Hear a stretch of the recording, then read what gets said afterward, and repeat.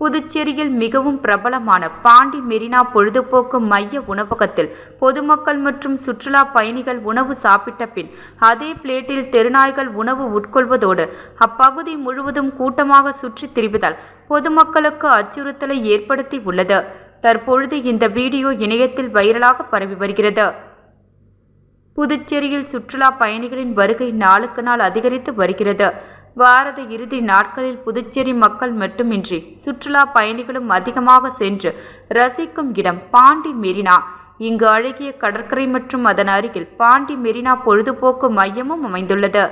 இதில் பல்வேறு வகை உணவுகள், குழந்தைகள் விளையாடி மகிழ ராட்சச ராட்டினம் உள்ளிட்ட பல்வேறு விளையாட்டுப் பொருட்கள் மற்றும் கேளிகை நிகழ்ச்சிகள் என பொழுதுபோக்கு அம்சங்கள் நிறைந்த இந்த மையத்திற்கு வார இறுதி நாட்களில் ஆயிரக்கணக்கான சுற்றுலா பயணிகள் வருகின்றனர்.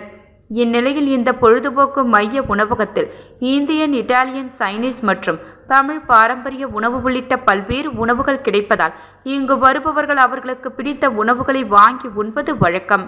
அப்படி அவர்கள் உணவினை சாப்பிட்டு சென்ற பிறகு உடனடியாக பிளேட்டை ஊழியர்கள் அகற்றாததால் அவர்கள் சாப்பிட்ட அதே பிளேட்டில் அங்கு சுற்றித் திரியும் தெருநாய்கள் உணவு உட்கொள்கிறது. இதனால் பொதுமக்களுக்கு பல்வேறு நோய் தொற்றுகள் ஏற்படும் அபாயம் ஏற்பட்டுள்ளதாகவும், மேலும் அப்பகுதி முழுவதும் 10க்கும் மேற்பட்ட தெருநாய்கள் கூட்டமாக சுற்றித் திரிவதோடு சுற்றுலா பயணிகளை அச்சுறுத்தி வருவதாகவும், அது மட்டுமின்றி உணவகம் உள்ள இடம் சுகாதாரமற்ற முறையில் இருப்பதாகவும் சமூக ஆர்வலர் ஒருவர் வீடியோவாக பதிவு செய்து வெளியிட்டுள்ளார்.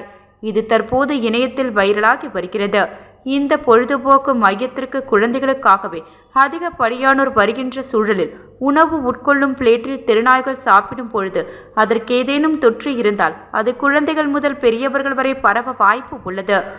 அது மட்டுமின்றி உணவு உட்கொள்ளும் இடம் சுகாதாரமற்ற முறையில் இருப்பதால் பொதுமக்கள் மிகுந்த சிரமத்திற்கு உள்ளாகி வருகின்றனர். இது குறித்து சுற்றுலாத்துறை மற்றும் உணவு பாதுகாப்புத்துறை அதிகாரிகள் உடனடியாக நடவடிக்கை எடுக்க வேண்டும் என்பதே சமூக ஆர்வலர்களின் கோரிக்கையாக உள்ளது.